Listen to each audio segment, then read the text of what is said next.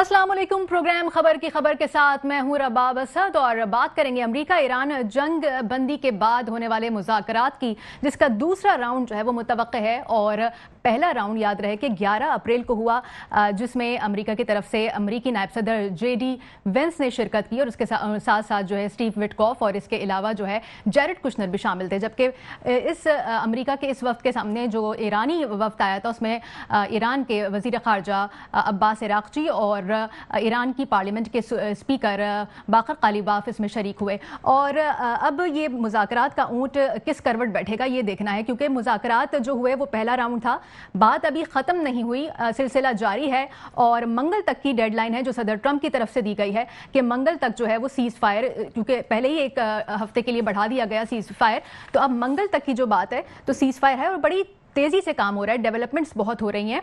और साथ ही साथ आपको ये बताते चलें कि अहम तरीन बात यह है कि ISPR के मुताबिक फील्ड मार्शल सैयद आसिम मुनीर इस वक्त ईरान के दौरे पर हैं और उनके साथ वज़ीर दाखिला मोहसिन नकवी भी शरीक हैं और इस दौरे पर हैं। और ये देखना होगा कि ये दौरा की, अगर हम इस दौरे की टाइमिंग को देखें तो 11 अप्रैल को पहले मुज़ाकरात होते हैं और आज 15 अप्रैल है, तो बहुत शॉर्ट टाइम में काफ़ी कुछ हो रहा है, ये हमें नज़र आ रहा है। तो इंतहाई अहम है, पाकिस्तान का किरदार जो है वो उभर कर दुनिया के सामने आया है और सबकी नज़रें जो है वो पाकिस्तान पर हैं, इस्लामाबाद पर हैं और ये मुतवक्के है कि अगला राउंड भी इस्लामाबाद में ही होगा। और इसके लिए अगर अमेरिकी सदर की बात करें तो उन्होंने गुज़िश्ता रोज़ ये कह दिया था कि मुतवक्के है कि 2 रोज़ में दूसरा राउंड जो है वो शुरू हो जाए। और उन्होंने एक सहाफ़ी से भी कहा था कि आपको इस्लामाबाद में होना चाहिए, क्योंकि इस्लामाबाद में दूसरे राउंड जो है वो मुतवक्के है। इसके अलावा ईरान की जानिब से भी ये कहा गया है कि इस्लामाबाद में ही जो मुज़ाकरात हैं वो हो सकते हैं, दूसरा राउंड हो सकता है। पेश रफ्त तो काफ़ी है और देखना है कि ये दोनों जो फ़रीक़ैन हैं यानी अमेरिका और ईरान दोनों मुज़ाकरात में काफ़ी संजीदा दिखाई दे रहे हैं। तो जंग बंदी के साथ साथ मुकम्मल जंग का खात्मा ज़रूरी है और पाकिस्तान की कोशिशें इसमें जारी हैं। इस वक्त इसी पर बात करने के लिए हमारे साथ मौजूद हैं स्टूडियोज़ में सीनियर एंकर पर्सन हैं और सीनियर जर्नलिस्ट हैं आफ्ताब मुगैरी साहब। आफ्ताब मुगैरी साहब, बहुत शुक्रिया आपने प्रोग्राम के लिए वक्त निकाला। फील्ड मार्शल सैयद आसिम मुनीर इस वक्त ईरान के दौरे पर हैं, आप समझ सकते हैं कि जाहिर है कि इतना अहम ये दौरा है, इस सारी सूरत हाल को किस तरह से देख रहे हैं और फील्ड मार्शल के दौरे को किस तरह से देखते हैं? देखिए, जहाँ पर दुश्मन इसराइल जो कि पाकिस्तान का भी दुश्मन है, उनके इतने ख़तरनाक अज़ाइम हों और ईरान के मुख्तलिफ़ जगहों पर इसराइल ने जिस तरह से हमले किए हैं, उस सिनेरियो में उस वक्त जो है एक कह सकते हैं कि पाकिस्तान का फील्ड मार्शल ही सैयद आसिम मुनीर जैसी शख्सियत ही फ़ैसला कर सकती है कि वो तेहरान जाएंगे और जो है पूरे डेलीगेशन को लेके जाएंगे और वहाँ पर यकीनी तौर पर जो इस वक्त तेहरान की सरजमीन और ईरान की सरजमीन पर पाकिस्तान के सिपाही सालार फील्ड मार्शल सैयद आसिम मुनीर मौजूद हैं। ये आप क्या समझ रहे हैं कि सिर्फ पाकिस्तान और अमेरिका और ईरान का मामला है? बिल्कुल नहीं, ये पूरी दुनिया और इस खित्ते में तमाम उन ममालिक के लिए एक बहुत और मुस्बत पैगाम है कि पाकिस्तान के सिपाही सालार, पाकिस्तान की जो है अफवाज, पाकिस्तान के अवाम और बिलखुसूस पाकिस्तान के वज़ीर आज़म शहबाज शरीफ साहब और डिप्टी प्राइम मिनिस्टर जो हैं हमारे जो इसहाक डार साहब, वो सऊदी अरब में मौजूद हैं और वो फिर तुर्की को भी इंगेज किया हुआ है, उन्होंने MBS से भी बात हो रही है। तो ये एक अपने आप में तारीख में एक कह सकते हैं कि तारीख पाकिस्तान लिखने जा रहा है और तारीख रकम हो रही है और तारीख रकम होने के साथ साथ आने वाली नस्ल, जैसे आज हमारी नस्ल और हम जब उस जो है तारीख पे नज़र डालते हैं कि पाकिस्तान के कारनामे देखते हैं, तो आज महसूस हो रहा है कि उस वक्त हमारे बड़ों ने किस तरह से फैसले किए और दुनिया के लिए, दुनिया के अमन के लिए, दुनिया के नक्शे पे उनकी शनाख्त दिलाने के लिए। तो मैं समझता हूँ कि उस वक्त जो पाकिस्तान ने जो काम किया होगा, जो किया था और वो किस तरह से उनके मुश्किलात सामने होंगी। और आज जहाँ पर जो कह सकते हैं कि दुनिया जो है तीसरी आलमी जंग में कदम रख चुकी थी और उस तरफ जा रही थी और वहाँ पर जो है एक पाकिस्तान जो है अमन का अलम बुलंद करके और यकीनी तौर पर अमेरिका और प्रेसिडेंट ट्रंप जैसे शख्स को जो है टेबल पे बिठाता है। और उसके अल्फाज शायद आपको और नाज़रीन को भी याद होंगे कि उन्होंने कहा था कि अगर मुझे कोई रोक सकता है तो वो मैं खुद हूँ, कोई नहीं रोक सकता। मगर अगर उनको कोई इसने रोका तो वो फील्ड मार्शल सिपाही सालार आसिम मुनीर ही थे। बिल्कुल ऐसा ही है, बिल्कुल ऐसा ही है। अपने नाज़रीन के लिए एक अहम खबर शेयर करेंगे हम आपसे। ब्रेकिंग न्यूज़ है कि इस वक्त जो है अफगान तालिबान ने शहरी आबादी को निशाना बनाया है, बाजोड़ में गोलाबारी की है और शहरियों को निशाना बनाया है। अफगान तालिबान ने दरअंदाजी करते हुए शहरी आबादी को निशाना बनाया है, कुछ शहादतें भी हुई हैं। अहम खबर से आपको अपडेट कर रहे हैं कि इस वक्त अफगान तालिबान की जानिब से दरअंदाजी की गई है और गोलाबारी की गई है बाजोड़ में, और जिसमें आम शहरी निहत्ते शहरियों को निशाना बनाया गया है और उसमें कुछ शहादतें भी हुई हैं और जैसे जैसे तफसीलात आएंगी आप तक वो भी पहुंचाते रहेंगे। प्रोग्राम के सिलसिले को मजीद आगे बढ़ाते हैं। आफ्ताब मुगैरी साहब, हम अगर इस बात को देखें कि टाइमिंग के बारे में हम बात कर रहे हैं कि ये जो इस वक्त ये दौरा है, 11 अप्रैल को अगर हम देखें तो मुज़ाकरात का पहला राउंड होता है और आज 15 अप्रैल को army chief field marshal Syed Asim Munir दौरे पर ईरान के पहुंच जाते हैं। तो बड़ी तेज़ी से डेवलपमेंट्स हो रही हैं। दोनों तरफ जो फरीक़ैन हैं, ईरान और अमेरिका, दोनों बहुत संजीदा हैं। बिल्कुल संजीदा हैं और संजीदा यकीनन नहीं, पाकिस्तान ने जिस तरह के कोशिशें और काविशें थी वो बिल्कुल रंग भी लाएंगी। जो आपने अभी थोड़ी देर पहले खबर दी, जो कि ब्रेकिंग न्यूज़ तो नहीं करेंगे, अफसोसनाक खबर कि अफगानिस्तान की जानिब से जो है शहरी आबादी पे हमला, ये भी इसराइल को हज़म नहीं हो रहा, ये भी हिंदुस्तान को हज़म नहीं हो रहा, क्योंकि इस वक्त विश्व गुरु 56 इंच का सीना रखने वाला, जहाँ पे ज़रूरत थी दुनिया में कि कहीं ना कहीं वो आगे बढ़ें और अमन की बात करें, वहाँ पे हिंदुस्तान के वो गोदी मीडिया नरेंद्र मोदी को दिखा रहा था कि असम में वो चाय के वाला चाय की पत्तियाँ तोड़ते हुए डांस करते हुए नज़र आ रहे थे।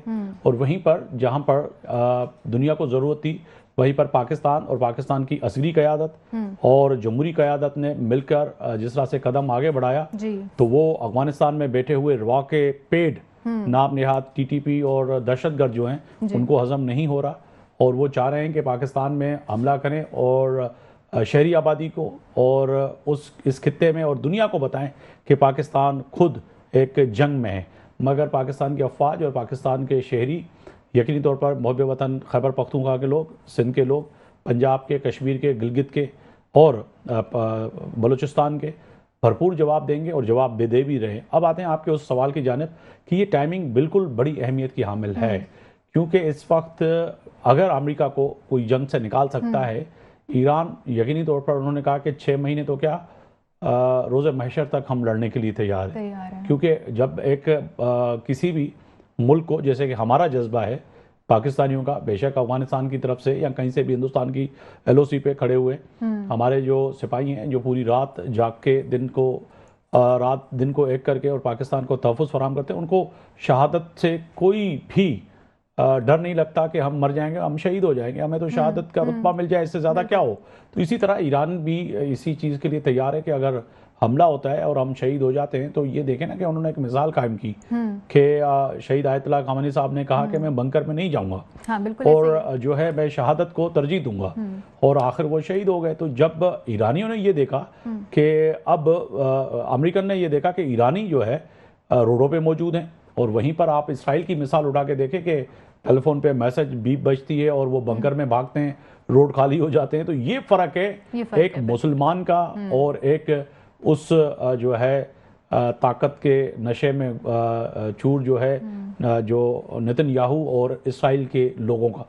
तो आप उनसे कैसे जीत सकते हैं? तो पाकिस्तान का किरदार बड़ा अहम है, और मैं समझता हूँ कि इस वक्त पाकिस्तान के जो है दोनों जो फरीकैन हैं उनको टेबल पे लाने के लिए जो कोशिश की, और प्रेसिडेंट ट्रंप की जो आपने बात की, जिस सहाफ़ी को उन्होंने आज जवाब देते कहा कि आपको तो इस्लामाबाद में होना चाहिए था, बिलावजह आप वापस आ गई और अगले मुज़ाकरात हो रहे हैं। तो अब प्रेसिडेंट ट्रंप की उन बयानात से लग भी रहा है, जो कि आज उन्होंने कहा कि हम अब टाइम नहीं देंगे, अब हतमी फैसले की तरफ जाएंगे। तो हतमी फैसला यकीनन नहीं, वो पीस की तरफ जाना चाह रहे हैं, अमन की तरफ जाना चाह रहे हैं। उनकी वजह ये है कि आज भी हमारी कई अमेरिका में जो एक्सपर्ट हैं, जो कि आलमी जंगों के माहिर हैं, वो जो को देखते हैं कि माजी में जहाँ जहाँ अमेरिका जंग उन्होंने की है और जिस तरह के इक़दामात हुए हैं, तो उसको देखते हुए उनका भी नुक्ता नज़र ये था कि मिड टर्म इलेक्शन है, क्योंकि गैस यहाँ पे महंगी हो चुकी है। गैस से मुराद यानी कि अमेरिका में लोग गैस कहते हैं, हम पेट्रोल कहते हैं, और पेट्रोल जो है वहाँ पे महंगा हो चुका है, और बैरियर की अगर कीमत लगाए, पर बैरियर जो है $6 और $7 तक पहुँच चुका है। कहीं पर हर स्टेट में मुख्तलिफ है। अगर ह्यूस्टन टेक्सास की बात करें, जो सबसे बड़ा पाकिस्तान जितना उनका स्टेट है, वहाँ पे 4 डॉलर और 55 सेंट तक तो है। इसी तरह जो है मुख्तलिफ स्टेट में मुख्तलिफ प्राइसेस हैं। सही। तो ये अमेरिकन जो डेली वेजेस पे काम करने वाले, वीकेंड पे तनख्वाह लेने वाले और हर हफ्ते की तनख्वाह लेके और हफ्ते के बाद वो अमेरिकन का ये स्टाइल है कि वो आगे नहीं सोचते कि किस हफ्ते जो पैसे मिले वो उनको उड़ा के खर्च करके, और वो देखते अब जो ये बराह रास्त जो बम प्रेसिडेंट ट्रम्प ने गिराया है वो अमेरिकन की जेब के गिराया है। तो इस वक्त अमेरिकन जो है वो उनके साथ इस जंग में कोई भी नहीं खड़ा हुआ है, क्योंकि उन्होंने भरपूर एक मकबूल नारा दिया था कि मैं जंगों के खिलाफ हूँ और जंग नहीं चाहता। तो इसी वजह से पूरे अमेरिका ने मंशूर में था तभी तो उनको वोट मिला। और उसी शख्स ने फिर वेनेजुएला में गए, वहाँ से रात को कार्रवाई की। उन्होंने समझा कि जिस तरह से वहाँ पे हमने काम किया यहाँ पे भी ऐसे ही होगा, रिजीम चेंज हो जाएगा, हम तेहरान पे हमला कर देंगे, ईरानी लोग निकल के आ जाएंगे और फिर रजा बेलवी जो है वो पहुंच जाएंगे, हाँ। रिजीम चेंज हो जाएगा, हाँ, और ईरान पे दुनिया के नक्शे पे एक दूसरा ईरान जो कि वो चाह रहे थे कि वैसे बेटे को जो उनको तैयार रखा हुआ था इसी बिल्कुल ऐसे ही। बिल्कुल। अच्छा, इस वक्त हमें कर्नल रिटायर्ड मुख्तार भट्ट साहब ने भी ज्वाइन किया है, उनसे भी कुछ बात करेंगे। मुख्तार भट्ट साहब, कर्नल साहब, बहुत शुक्रिया प्रोग्राम के लिए, आपने वक्त निकाला। इस वक्त field marshal Syed Asim Munir Iran के दौरे पर हैं, कितना अहम ये दौरा है और कितनी तेजी से सूरत हाल बदल रही है? बात यह है कि ये जो टॉक्स जो फेल हो गई हैं, सबकी इसके ऊपर नजरें लगी हुई थी कि किसी न किसी तरीके से कोई ऐसा हल आ जाए जो कि दोनों पार्टीज को एक्सेप्टेबल हो, कबूल हो। लेकिन वो बेसिक डिफरेंसेस जो थे, वो हार्ड स्टैंड जो है, वो बेसिक स्टैंड जो होता है वो उसके खिलाफ था, इसलिए बात फेल हो गई। अभी डोनाल्ड ट्रंप अभी भी आज भी बयान दे रहे थे कि वो 3-4 दिन में हमारा जो है ना ईरान के साथ बातचीत उम्मीद है कि सही हो जाएगी। असल बात यह है कि पाकिस्तान इस वक्त दुनिया के अंदर एक बहुत ही पॉपुलर मुल्क बन के उभरा है और पीस का दाई बन गया है। और आपने देखा होगा जिस तरीके से पाकिस्तान को मतलब ये है कि लोग पसंद कर रहे हैं, बाहर के मुल्क पसंद कर रहे हैं, तो ये एक बड़ी अच्छी पेशरफ हुई है। हम लोगों का इमेज गिरा हुआ था, ग्राफ गिरा हुआ था, अब माशाल्लाह बहुत हाइट पे चला गया है। अभी जो प्राइम मिनिस्टर हैं वो गए हुए हैं सऊदी अरब जी, और जो आर्मी चीफ हैं वो आज वो वजीर दाखिला के साथ वहाँ ईरान पहुंचे हैं। नेचुरली जो आर्मी चीफ का दौरा है ये अमेरिका की बिहस पर है। डोनाल्ड ट्रंप ने कहा होगा कि आप जाएं, और क्योंकि आप उनके पड़ोसी भी हैं और आपके ताल्लुकात भी अच्छे रहे हैं, तो उनको कोशिश करके आप मनाएं और उनको यकीनन कोई एक ब्रीफ किया होगा जिसके ऊपर वो बात करें। हो सकता है उसमें कोई ऐसी फ्लेक्सिबिलिटी शो की हुई हो, तो अभी इसलिए वो वहाँ गए हैं। तो पाकिस्तान इस वक्त जो है वो एक बहुत फोकस में आया हुआ है। तो उनको ये साबित करना है कि ईरान को पाकिस्तान की तरफ से कि अगर हम सऊदी अरब के साथ हैं तो we are not anti Iran. पहली बात ये हमने किसी न किसी तरीके से उनको कन्विंस कराना है, क्योंकि ईरान और सऊदी अरब के ताल्लुकात आपको पता है ना अच्छे नहीं हैं और ना रहे हैं पहले माजी में भी। तो ये एक बहुत ज़रूरी है कि उनको ईरान को कन्विंस किया जाए कि हम जो है, अभी उनको है डाउट इस मामले में कि हम जो सऊदी अरब के हैं बैठे हुए हैं उनको हमने डिफेंस पैक्ट किया हुआ है। It is not against Iran under any circumstances, और अल्लाह ना करे कि वो दिन आए कि कभी पाकिस्तान को उनकी मुखालफत करनी पड़े। मैं नहीं समझता कि उस तरह का कोई अमल होगा।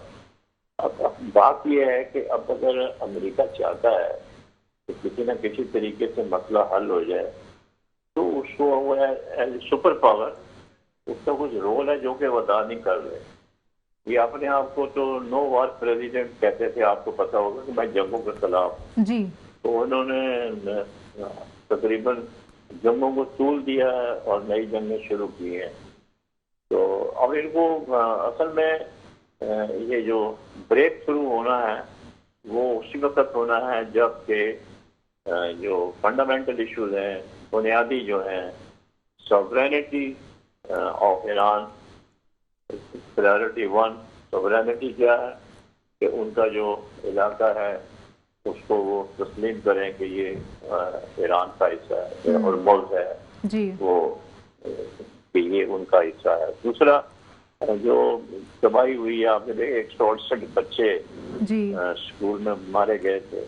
हालांकि जंगों में भी आम तौर पर यही होता है कि जब ऑपरेशन शुरू होता है तो हॉस्पिटल, स्कूल, कॉलेजेस, इस तरह के हॉस्टल, मेडिकल सेंटर, इनको निशाना नहीं बनाया जाता। जी क्योंकि ये जो एक उन्होंने किया है, ये एक इतना घिनौना जुर्म है कि इसकी माफी खिलाफी हो ही नहीं सकती। आप अंदाजा करें कि जिनके बच्चे वो शहीद हुए वहाँ 168, उनके माँ बाप पे क्या गुजर रहे हो, मासूम बच्चे थे, उन्होंने आपका क्या बिगाड़ा था। तो मेरा ये ख्याल है कि अभी ये फिर नेगोशिएशन तो एकदम फौरी तौर पर तो नहीं आएंगे। अगर आना होता तो ये घेरे में सुबह उठ के भागना जाते। तो ये मेरा ख्याल है इसको फर्दर एक्सटेंड करना पड़ेगा जो सीज फायर है, और ये कोशिश करेंगे कि ये डिप्लोमेसी को इस्तेमाल करते हुए मामला को आगे लेकर चले। तो अच्छा। पाकिस्तान क्योंकि ईरान के भी करीब है और अमेरिका के भी करीब है, सऊदी अरब के भी करीब है, तो इसलिए एक इसका बड़ा नुमाइंदा रोल जो है वो ऊपर के सामने आया है। तो वो और सब इज्जत भी करते हैं, पाकिस्तान भी, ईरान भी, और इसी तरीके से जो सऊदी अरब है वो भी हमारी बहुत इज्जत करते हैं। लेकिन अब जो प्रिंसिपल स्टैंड है दोनों के, उसमें थोड़ा बहुत इसको अमेरिका को फ्लेक्सिबिलिटी शो करनी पड़ेगी। अभी उन्होंने ब्लॉकेट किया हुआ है जी। अच्छा, उनकी जो लैंग्वेज है, थ्रेटनिंग लैंग्वेज है हर वक्त। मतलब ये है कि आप देखें कि बात ऐसे होता है कि वो गालियां भी निकालनी शुरू कर देते हैं। तो एक तरफ तो आप दोस्ती का हाथ बढ़ाते हैं, ये वैसे हुआ 28 फरवरी को नेगोशिएशन हो रही है बिटवीन ईरान एंड अमेरिका, और रात ही उन्होंने हमला कर दिया। तो दोनों चीजें साथ साथ नहीं चल सकते, दुश्मनी और दोस्ती साथ साथ नहीं चल सकते। आपको या तो दुश्मनी खत्म करनी पड़ेगी या दोस्ती को लंबा करना पड़ेगा। तो मैं नहीं समझता कि ये फौरी तौर पर इसका कोई ऐसे हल निकलेगा, लेकिन अल्लाह ताला से हमें नाउम्मीद नहीं होना चाहिए। तमाम दुनिया के जो मुल्क हैं और यूरोप है, नेटो है, तो सबका ये ख्याल है कि किसी न किसी तरीके से वो क्रिटिसाइज कर रहे हैं। ईरान को बहुत कम लोग कर रहे हैं और अमेरिका को कर रहे हैं। बिल्कुल। अच्छा कर्नल साहब, आपके पास दोबारा आपकी तरफ आऊंगी। वक्त हो गया एक शॉर्ट ब्रेक का, ब्रेक के बाद बात करते हैं, हमारे साथ रहिएगा। Welcome back. और बात हो रही है अमेरिका ईरान मुज़ाकरात के हवाले से, और आफ्ताब मुग़ैरी साहब आपकी तरफ फिर आना चाहूँगी कि आप ज़ाहिर है इंडिया के जो मामलात हैं और उमूर हैं उनके हवाले से जो खबरें होती हैं उस पर आपकी काफ़ी गहरी नज़र है। तो इस वक्त आप इंडिया को आइसोलेशन में देख रहे हैं कि पाकिस्तान छाया हुआ है और इंडिया की सिफारतकारी, इंडिया का जो रोल है पूरी दुनिया के हवाले से बैनुल-अक़वामी सतह पर, वो कहीं नज़र नहीं आ रहा। इंडिया चुप साध कर बैठा हुआ है, क्या कहेंगे इस बारे में? चुप नहीं करके बैठा हुआ है, वहाँ पे सफाई मातम बिछी हुई है। ये तो है, लेकिन इस सिफारतकारी में खामोश रो रहे हैं हिंदुस्तान के आम लोगों को छोड़ के। अनबख्त और जो है इंडिया का जो गोदी मीडिया है और बीजेपी और आरएसएस और बजरंग दल जो है वो इस वक्त परेशान है, क्योंकि इस जंग से एक दिन पहले खुद नरेंद्र मोदी जो कि वज़ीर-ए-आज़म हैं हिंदुस्तान के, वो इसराइल गए और वो खुद वहाँ पर खड़े होके फादरलैंड डिक्लेयर करके आए और मदरलैंड डिक्लेयर करके आ गए, आप हमारे बाप हैं। तो बाप इस वक्त बुरी तरह जो है वो उसको शिकस्त का सामना है, और मदरलैंड यानी कि इंडिया इस वक्त उस पर जो है पूरे हिंदुस्तान के 120 करोड़ लोग जो हैं वो इस वक्त तनकीद कर रहे हैं कि अगर आप बाप डिक्लेयर करके आ गए तो हमारा अच्छा दोस्त ईरान, जो कि हमेशा हम ईरान काम आया, माजी में आगे भी अगर देखें कि कहीं ना कहीं कश्मीर को लेके भी अगर हिस्ट्री में जाएं तो हमारा साथ ईरान ने नहीं दिया, ईरान ने साथ दिया किसका? इंडिया का। और आज जब ज़रूरत थी तो फादरलैंड को देखते हुए और नरेंद्र मोदी और बीजेपी ने उनको पीठ में छुरा मार दिया ईरानियों को जी। और ईरानी जो बेचारे आए हुए थे नेवल, उनको जो है जाते हुए उनकी मुखबरी की, और 100 से ज़्यादा जो है ईरानी नेवल जो फौजी थे वो अमेरिका के उस बमबारी में शहीद हो गए। तो कहा जाए कि इस वक्त ये तनकीद हिंदुस्तान के अंदर आम हिंदुस्तानियों की गोदी मीडिया के अलावा और अनभक्त के अलावा सारे हिंदुस्तान के लोग कर रहे हैं। दूसरी बात कि ओवरसीज हिंदुस्तानी, चाहे वो यूरोप में रह रहे हों, चाहे वो अमेरिका में, इवन के गल्फ कंट्रीज में, वो सवाल पूछ रहे हैं कि 56 इंच की छाती रखने वाले विश्व गुरु नरेंद्र मोदी वो कहाँ हैं, हम कहाँ हैं।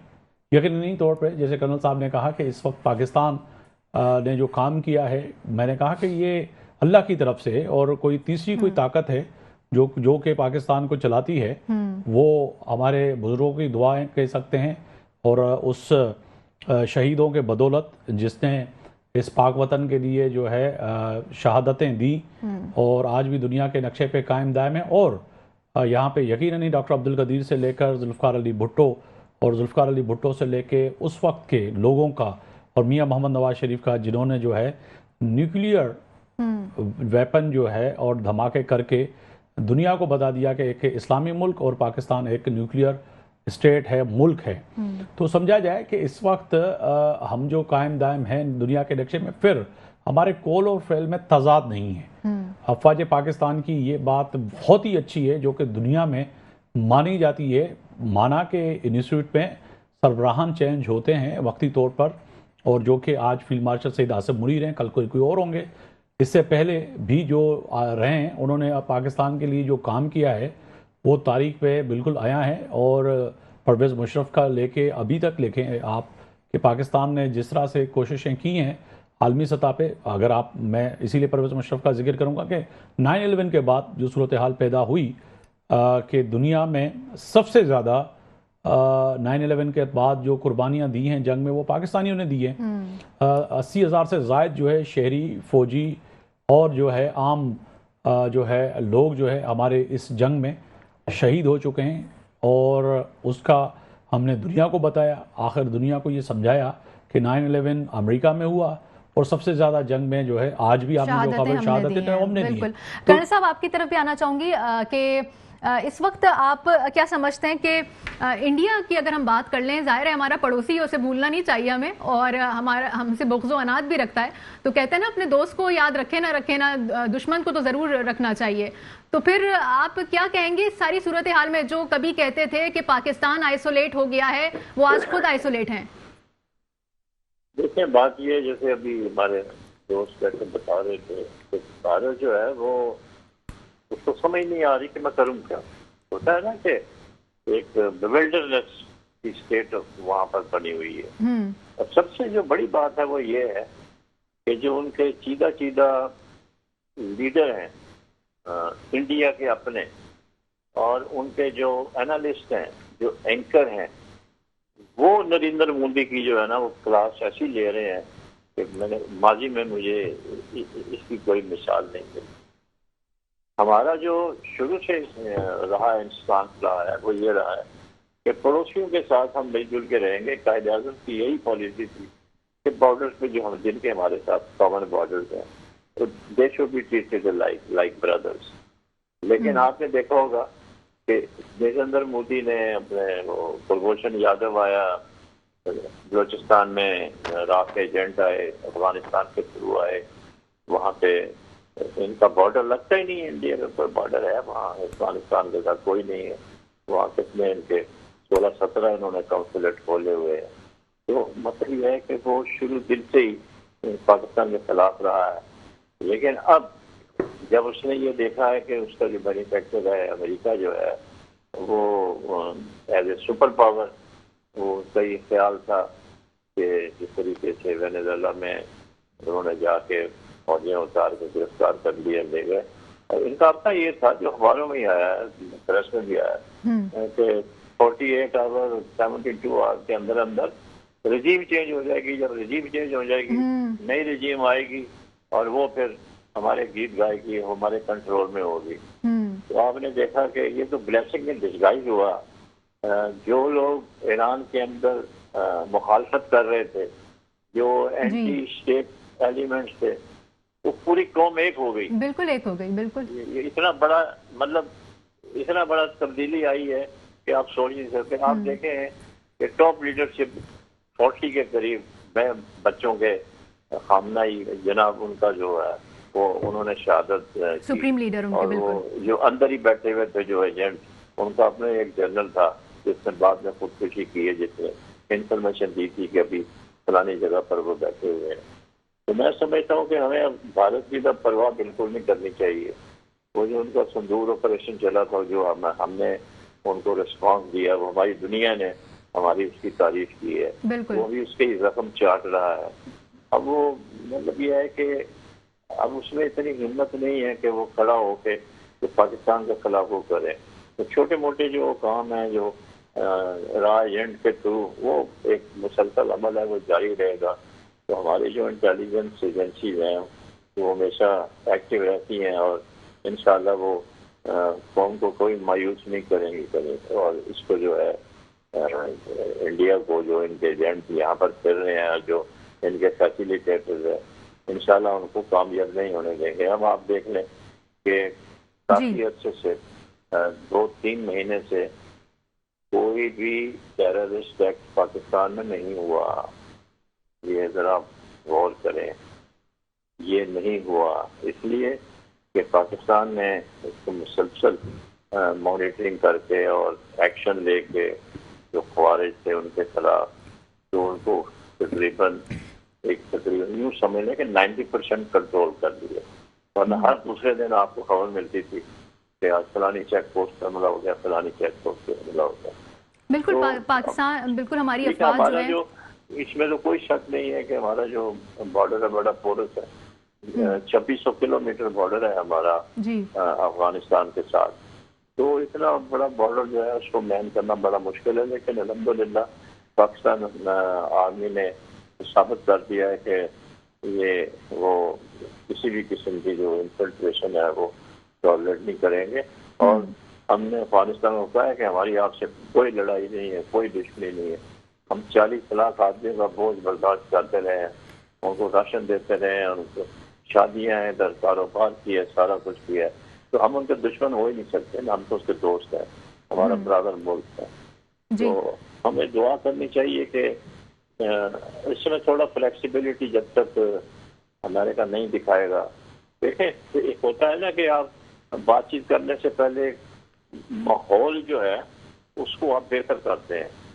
तो डोनाल्ड ट्रम्प जो है वो उसको सारी दुनिया क्रिटिसाइज कर रही है, उसके अपने डेमोक्रेट्स भी कर रहे हैं, रिपब्लिकन भी उनको लान तान कर रहे हैं कि भाई अपनी पार्टी के अंदर से आवाज उठ रही है। बिल्कुल करेक्ट कर रहे हो ईरान को, दूसरी तरफ तो बातचीत करना चाहते हो। तो दोनों चीजें साथ साथ नहीं चल सकती, इसलिए उनको ये फैसला करना पड़ेगा। दूसरा, ये जो लेबनान में जो इजराइल को फ्री हैंड दिया हुआ है, इसको भी तो दस्त डालनी चाहिए ना किसी न किसी को। अक़वाम मुत्तहिदा जो है वो तो उसका तो रोल जीरो के बराबर है। वो आज तक मुझे बताएं उसने कोई भी ऐसी कोई जंग बंद कराई है जहाँ पे कि इस किस्म का जुल्म हो रहा है। 76-75 हजार तो उन्होंने मार दिए गाजा के अंदर, फलस्तीनी बच्चे से सारे, आपने देखा होगा। बिल्कुल। अब दुनिया जो है ये तस्लीम कर रही है कि इसराइल जो है वो हर जगह उसने फसाद जो है वो फैलाया हुआ है। आपकी तरफ दोबारा होंगी कर्नल साहब। आफ्ताब साहब, एक तरफ अभी हम देखते हैं कि ठीक है मुज़ाकरात हो रहे हैं और उसमें यूरेनियम के हवाले से जो है वो बात की जा रही है कि इसकी अफजूदगी को रोका जाए और इसको ख़त्म किया जाए। तो जब पहले मुज़ाकरात हो रहे थे, जिसको ये जंग के ज़रिए उन मुज़ाकरात को डीरेल किया गया है, जो पहले मुज़ाकरात हो रहे थे, तो ईरान तो उस पर राज़ी था कि हम 60% से इसको 3.5% पर ले आएंगे। तो अब क्या आप सिचुएशन ज़ाहिर है कि बदल गई है इस जंग के बाद जो शुरू हुई थी? अब क्या ईरान मानेगा? देखें, सबसे पहले तो शहीद आयतुल्लाह ख़ुमैनी साहब का फतवा मौजूद है कि उन्होंने कहा था कि न्यूक्लियर बम बनाना हराम है। जी। जब एक सुप्रीम लीडर का फतवा मौजूद हो और उनके फॉलोअर पूरी दुनिया में जहाँ जहाँ रहते हैं जो ईरान से ताल्लुक़ रखते हैं, और ईरानी भी उस बात पे वाज़ेह तौर पर दुनिया को ये बता चुके थे, और बारहा आलमी इदारों को ईरान ने भरपूर दावत भी दी थी आप आएँ और चेक करें। और इसके साथ साथ अभी भी ईरान जब मुज़ाकरात चल रहे थे और इस जंग से पहले भी 12 ईरान कह चुका था, मगर मैं ना मानूं वाली बात सिर्फ इसमें प्रेसिडेंट ट्रंप की बात नहीं है। नेतन्याहू को आप यहाँ पे ज़रूर जिक्र करें कि ये ज़िद जो है ये नेतन्याहू की है, और ग्रेटर इसराइल की जो उनकी एक ख्वाब है वो कोशिश कर रहे हैं। ये बिल्कुल नहीं है कि जी कितने फीसद होना चाहिए या नहीं होना चाहिए। यहाँ पर तो ज़िद ये है कि ग्रेटर इसराइल कैसे बनेगा और अखंड भारत कैसे बनेगा। दोनों का जो एजेंडा जो है वो एक है। उसमें उलझाने की ये कोशिश कर रहे हैं आपको, मुझको, पूरी दुनिया को, कि देखें जी ये न्यूक्लियर रखने की इमारतें नीयत रखते हैं और इससे जो है अमेरिका को भी नुकसान होगा। आज ईरान की तरफ से आया कि हम जो जौहरी हथियार बनाने का कोई ऐसा वो नहीं रखती, एटम बम बनाने का। पहले भी उन्होंने कहा था। तो कहने का मकसद है कि ये सिर्फ डाइवर्ट करने के लिए और दुनिया को बताने के लिए ये एक उनकी कोशिशें थी।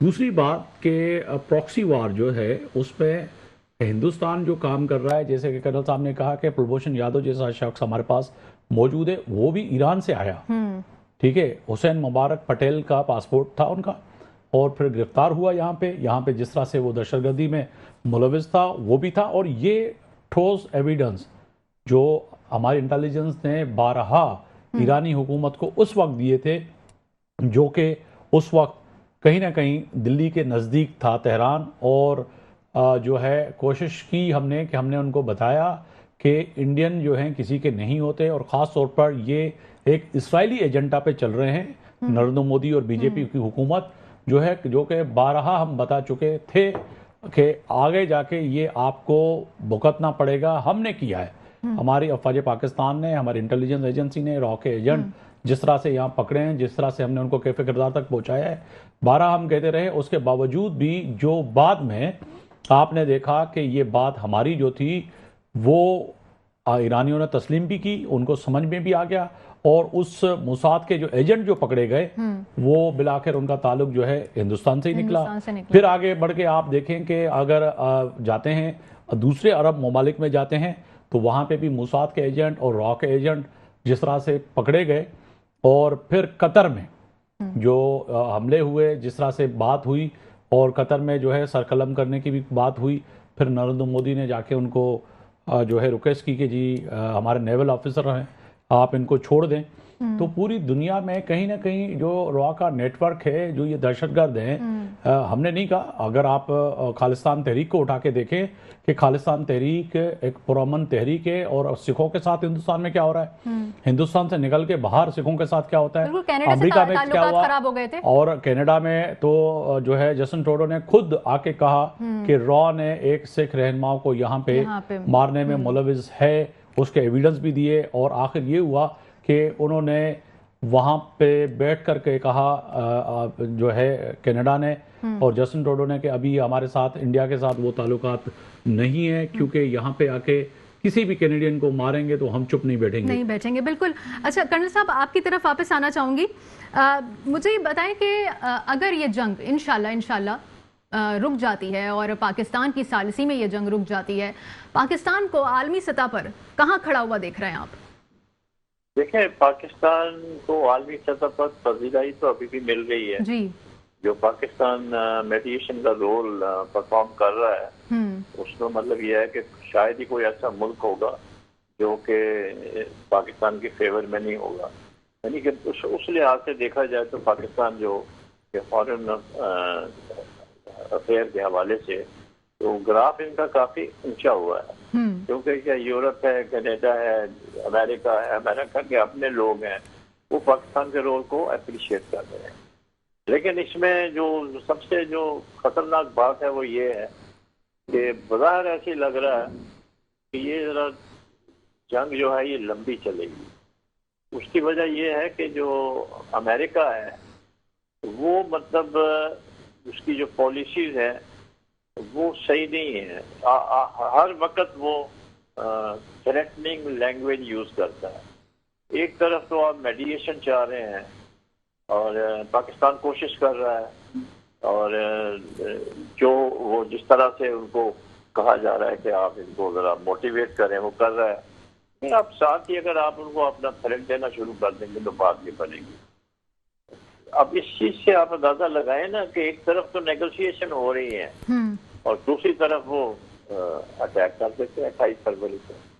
अभी देखें तकरीबन मेरा ख्याल है 48 डेज हो गए हैं और एक सुपर पावर जो है वो एक ऐसे मुल्क को खत्म करना चाह रही थी, रिजीम चेंज करना चाह रही थी, अपनी मर्जी की हुकूमत लाना चाह रही थी और उनका जो सिस्टम है उसको तबाह बर्बाद करना चाह रही थी, पावर प्लांट खत्म करना चाह रही थी। तो आप देखेंगे उसका अल्टीमेट रिजल्ट क्या निकला है 48 डेज के बाद। ये निकला है कि डोनाल्ड ट्रंप को एक बार फिर पाकिस्तान को बीच पे ला के कहा गया कि आप फील्ड मार्शल साहब आप जाएं, पाकिस्तान की वो बात सुनते हैं। और आपने देखा होगा जिस तरह से वो इत्तेफाक तरीके से उनका इस्तेमाल होता है ईरान में। तो ईरान तो खुद भी ये चाहता है कि हम पीसफुल तरीके से आप बैठे। वो कह रहे हैं कि हम डिप्लोमेसी को चांस दें, उसको चांस दें, लेकिन आप एक अनरीजनेबल डिमांड अगर देंगे तो वो तो कोई भी नहीं मानेगा ना। तो इसलिए मेरा ख्याल है कि अभी ये थोड़ा और चलेगा मामला लंबा। और वैसे तो मिरेकल तो होते रहते हैं दुनिया के अंदर, मुझे बिल्कुल उम्मीद यही की जानी चाहिए कि हो सकता है कि गुड सेंस प्रिवेल और डोनाल्ड ट्रंप जो है वो अपनी जो हटदर्मी या जिद है उसको खत्म करे और पाकिस्तान की जो सिफारिशात हैं उन पर एक बार वो अमल करना शुरू कर दे। तो मेरा ख्याल है कि कोई ना कोई सूरत हाल बेहतरी की तरफ निकलेगी। वरना जिस तरह से वो चल रहे हैं मेरा ख्याल है फर्दर मेरा ख्याल है एक्सटेंशन हो जाएगी बातचीत में और फिर 2-3 हफ्ते लग जाएंगे। तो लेट अस होप, क्योंकि जब तक जो अग्रेसर होता है उसने कंसेशन देना है। देखिए हमलावर इसमें कौन है? ईरान के ऊपर हमला किसने किया है? तो अमेरिका ने किया है, इजराइल ने किया है। तो उनको मतलब ये है कि अपना रवैयों में तब्दीली लानी पड़ेगी, उनको मतलब कंसेशन देने पड़ेंगे। ईरान ने क्या कंसेशन देने? ईरान तो 24 घंटे कहता है कि आए बैठे हमारे साथ बात करें। तो अभी भी तो जब वो गए हैं तो यही कहने गए हैं ना फील्ड मार्शल कि आप आए चले दोबारा बातचीत शुरू करते हैं। उन्होंने कहा हम तैयार हैं, लेकिन इस चीज के ऊपर कोई कॉम्प्रोमाइज नहीं होगा। ये अगर आपको कुछ कह दे आप अपने घर से निकल जाएं, बाहर चले जाएं। ठीक है कर्नल रिटायर्ड साहब मुख्तार भट्ट साहब हमारे साथ आप मौजूद थे प्रोग्राम के लिए, आपने वक्त निकाला, बहुत बहुत शुक्रिया। आफ्ताब साहब आपकी तरफ वापस आना चाहूँगी। दुनिया एक और जंग अजीम की मुतहम्मिल नहीं हो सकती। बरतानिया से लेकर इटली, स्पेन तक, यहाँ तक कि अक़वाम मुत्तहिदा सब इस जंग की मुखालफत कर रहे हैं। क्या अमरीकी सदर को ये अंदाज़ा था कि इतनी बड़े पैमाने पर इतनी ज़्यादा उनकी मुखालफत होगी? बिल्कुल नहीं। और आप ये देखें कि इस वक्त जैसे कि पूरी दुनिया इस वक्त मुखालफत कर रही है। आज यूरोपीय यूनियन को देखें उठा के, कि नेटो के उठा के देखें, नेटो ने बिल्कुल जवाब दे दिया। और फ्रांस को देखें, फ्रांस चाइना चला गया। इसके साथ साथ पड़ोसी मुल्क अगर कनाडा देखें तो कनाडा अगर $1 कमाता था एक बंदा, तो उसमें 70 पेनी जो है 70 पेनीज जो है अपनी दिफा के मद में जो है अमेरिका को दिया करता था। उन्होंने जवाब दे दिया कि जी अब हम नहीं देंगे। तो आप ये देखें कि अब पड़ोसी मुल्क समेत पूरी दुनिया जो है, प्रेसिडेंट ट्रंप ने, ये वाहिद प्रेसिडेंट हैं अमेरिका की हिस्ट्री में जिन्होंने अमेरिका को, जो बेशक एक मिसाल दी जाए कि अगर पिंजरे में भी शेर होता है तो शेर ही होता है, चाहे वो कमज़ोर हो या ताकतवर हो, मगर इन्होंने उस शेर को उस गधे में तब्दील कर दिया है कि जिस पे कोई भी जो है एतमाद करने के लिए तैयार नहीं होगा। और इस साख को, जिसको अमेरिका ने कई लोगों की जानें, कई मुल्क ममालिक में जंगें और ताकत पैसा इस्तेमाल करके हासिल की थी, वो प्रेसिडेंट ट्रंप ने आके जो है कहते हैं ना मट्टी में मिला दी, कि ताकत को मिलामेट कर दी, कि अब उसको जो है ऐसे मुल्क के सामने, ऐसी कौम के सामने झुकना पड़ रहा है जिसके लिए वो शायद समझते थे कि वो सेंक्शंस लगाए हुए थे, कुछ भी नहीं होगा और 4-5 घंटे का काम होगा और उसके बाद चेंज हो जाएगी। मगर उस कौम ने आखिर उसको झुका के दिखाया कि तुम जो है कुछ भी नहीं कर सकते। तो मैं समझता हूँ कि पाकिस्तान समेत ईरान की जो कौम है, ये वो कौम है जो कि हर वक्त अपनी जान का नजराना अपने देश और वतन और मिट्टी पे देने के लिए तैयार होती है। तो उस कौमों से लड़ना, चाहे वो हिंदुस्तान हो, चाहे वो इसराइल हो, चाहे वो अमेरिका हो, आसान नहीं। बिल्कुल बिल्कुल, बहुत शुक्रिया आफ्ताब मुगैरी साहब हमारे साथ मौजूद थे, सीनियर एंकर पर्सन और सीनियर सहाफ़ी। आपका बहुत बहुत शुक्रिया। प्रोग्राम इसी हवाले से था कि आज जो मुज़ाकरात के हवाले से डेवलपमेंट्स हुई हैं उससे आप नाजरीन को आगाह करें।